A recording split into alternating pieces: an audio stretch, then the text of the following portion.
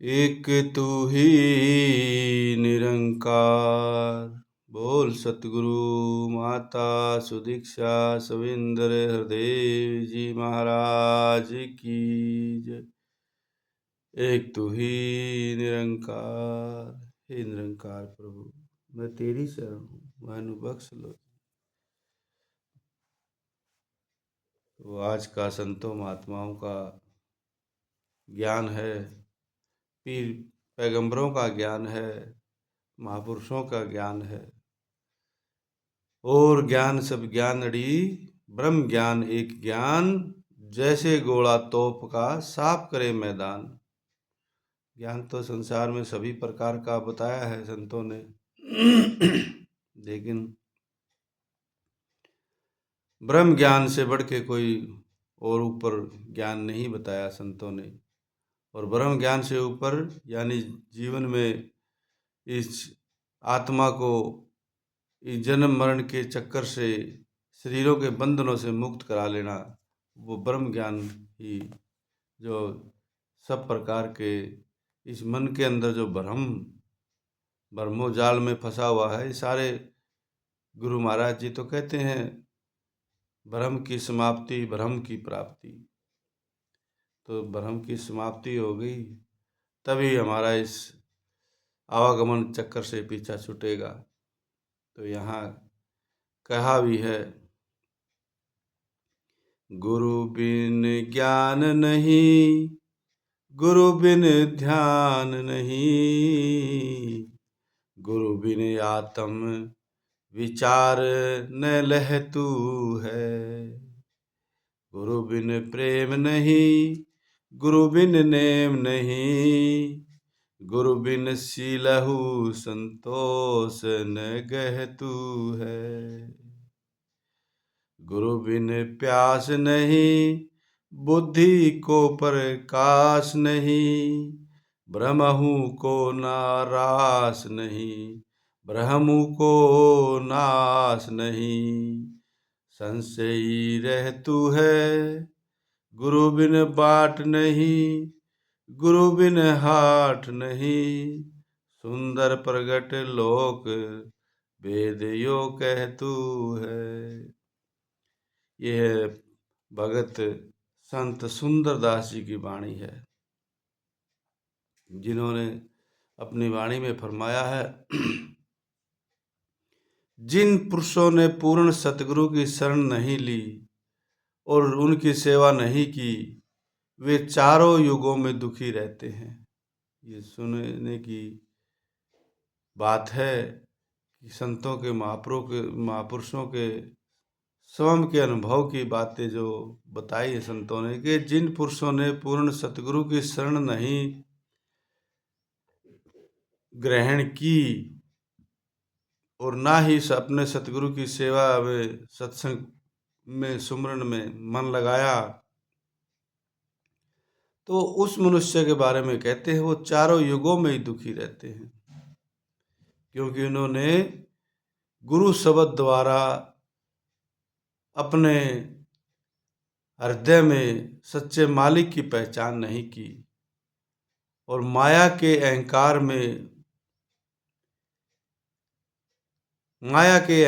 में इतना ज़्यादा उलझ गया कि बस जीवन भर, पूरा जीवन ही उसने अहंकार में गवा दिया, माया के अहंकार में। और फिर इंद्रिय सुखों के पीछे इसको मन को लगाए रखा, फिर उसे सुख कैसे मिल सकता है।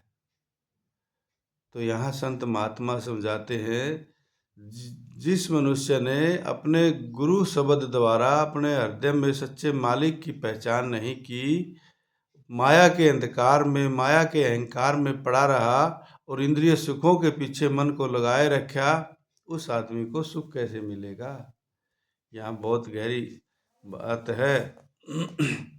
इसी प्रकार ही गुरु की सहायता और कृपा के बिना मनुष्य सत्मार्ग या रूहानी रास्ते पे पांव हरगिज नहीं रख सकता। ये बात सत्य है कि गुरु की कृपा के बिना, गुरु की दया के बिना गुरु की सहायता के बिना मनुष्य भक्ति के मार्ग पे, सच के मार्ग पे चलने को तो चल पड़े, लेकिन गिरने की संभावना बहुत ज़्यादा रहती है। यदि सतगुरु का हाथ साथ में है, सतगुरु साथ में है, गुरु का सिर पे हाथ है, तो फिर हरगिज घबराने की भी बात नहीं है। तो इसलिए संतों ने बताया है कि गुरु के बिना तो ज्ञान नहीं, और ना है गुरु के बिना ध्यान है। किसका ध्यान करोगे? गुरु का ध्यान करना है, गुरु का ज्ञान हमें हृदय में बसाना है। गुरु बिन आत्म विचार न ले तू। गुरु के बिना आत्मा में आत्मिक कल्याण के लिए, आत्मा के लिए तो ज्ञान चाहिए परमात्मा का, वो ज्ञान भी नहीं हो सकता। तो इसलिए सतगुरु महाराज जी समझाते, यह संसार में मेरी मोह माया और ममता के अंदर बस गया है। कहते हैं कि यह संसार मैं मेरी मोह माया और ममता के अंदर मर गया है। यह मेरी दौलत है, यह मेरा मकान है, यह मेरा परिवार है, इत्यादि। इस प्रकार सच्चे मालिक को भूलकर और इन झूठी वस्तुओं के पीछे जीवन भर लगा के अपने आप को भूल बैठा, इन झूठी वस्तुओं का मालिक बन बैठा, इसी अज्ञानता के अंधकार में रहकर अपना जन्म खो दिया।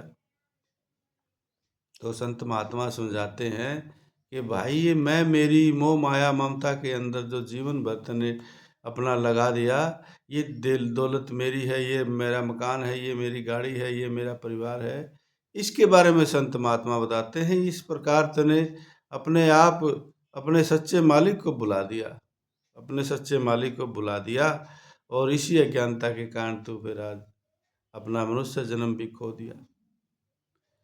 बार बार कहूँ तो ही सावधान क्यों न होई, ममता की पोट सिर काहे को धरतु है। फिर संत सुंदरदास जी समझाते हैं कि संतों ने महात्माओं ने बार बार तुझे समझाया है, बार बार तुझे सावधान किया है कि भाई सावधान हो जा, भाई जागरूक हो जा। ये मोह माया के जाल में एक बार उलझ गया तो फिर उलझ ही गया, फिर तू निकल नहीं सकता है। बहुत खतरनाक माया का जाल है ये। मेरो धन मेरो धाम, मेरो सुत मेरी बाम, मेरो पशु मेरो ग्राम, भूलो ही फिर तू है। बस मेरे मेरे के चक्कर में तो सारा सब कुछ भूल गया। परमात्मा जो असली चीज़ है, मेरा जो था उसको तो मेरा बनाया नहीं, और जो मेरा नहीं है उसके लिए मैंने सारा जीवन लगा दिया। तो गुरु के बिना जीव को प्रकाश नहीं मिल सकता। प्रकाश यानी सत्य का ज्ञान, और न ही वो सत्य मार्ग पे, सच्चे मार्ग पे चल सकता है। परंतु जिन्होंने गुरु से ज्ञान लेकर सच और झूठ की पहचान की है, सच को हृदय में धारण किया है, उन्होंने अपने जन्म को सफल किया, और वे सदा सदा के लिए जीवित हैं। उनके वचन भी हैं। किसकी सेवा करनी चाहिए, कौन सा जाप करना चाहिए, इसका ठीक उत्तर सतगुरु ही दे सकते हैं। इसलिए गुरु के बताए अनुसार, गुरु के बख्शे अनुसार भक्ति मार्ग पे गुरु की रहनुमाई के बिना हम चल ही नहीं सकते। इसलिए गुरु की बहुत ज़रूरत है, गुरु की हर समय ज़रूरत है, गुरु की रहनुमाई की। सतगुरु की भक्ति के बिना हमें नहीं चलना है। तो यहाँ संतों महात्माओं ने बार बार यही इस बात पे विशेष जोर दिया है कि हे इंसान, तुझे मानस देही इसलिए मिली है कि गोविंद से मिलाप कर ले। इस हरि परमात्मा अकाल पुरुष अल्लाह के साथ अपना नाता जोड़ ले। फिर क्या भी है बड़े भाग मानुष तन पावा, सुर दुर्लभ सद ग्रंथन गावा। ये मनुष्य देह बहुत दुर्लभ है। मनुष्य शरीर जितनी भी इस पृथ्वी धरती के ऊपर जितनी भी योनियां हैं, उन सब योनियों में मनुष्य योनि सबसे उत्तम योनि, सबसे दुर्लभ इसलिए कहा है। इस मनुष्य योनि का मिलना बड़ा कठिन है। ये तो बड़ी भाग हमारे जो परमात्मा की कृपा हुई, निरंकार की दया हुई कि मनुष्य शरीर मिल गया। सारे ग्रंथों ने इसी महत्व को बताया है, इसी बात को बताया है, लेकिन इस देह को प्राप्त करके भी तुम इसका असली लाभ नहीं ले पा रहा, तो इस निरंकार को, इस परमात्मा के साथ अपना नाता नहीं जोड़ पा रहा, तो ये बहुत बड़ी गफलत हो जाएगी। कबीरा सुत्ता क्या करे, उठी न जपी मुरारी, एक दिन सोमनु होवे गो, लांबे गोड़ पसारी। तो यह संत कबीर साहब जी का भी जिक्र आ गया कि हे मनुष्य, तू जीवन भर इस मोह माया की नींद में क्यों सो रहा है? एक दिन तो तुझे सोना ही सोना है। तो उठ के अपना काम, जाग के अपना काम कर ले। जिस काम के लिए आया है, जिस काम के लिए मनुष्य चोला मिला है, उसी चीज को पाके मालिक की प्राप्ति कर। तो हे इंसान, तू क्यों सोया हुआ है? एक दिन तो तुझे सोना ही है। एक दिन तो तेरी काया को इस धरती में, मिट्टी में मिल ही जाना है। तो ये कबीर साहब जी ने बताया है।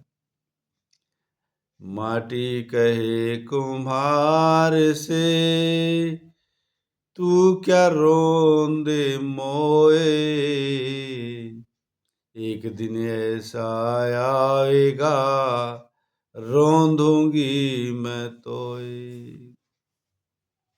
फिर बताते हैं संत महात्मा कि ये पुकार तो जर्रे जर्रे से हो रही है, मौत का ये पैगाम तो कण कण से आ रहा है। जो समझने वाले हैं समझ जाते हैं, उनके जीवन का ढंग ही बदल जाता है, और जो सुनकर भी अनसुनी कर देते हैं, वो हमेशा उल्टे रास्ते पर ही चलता जाता है।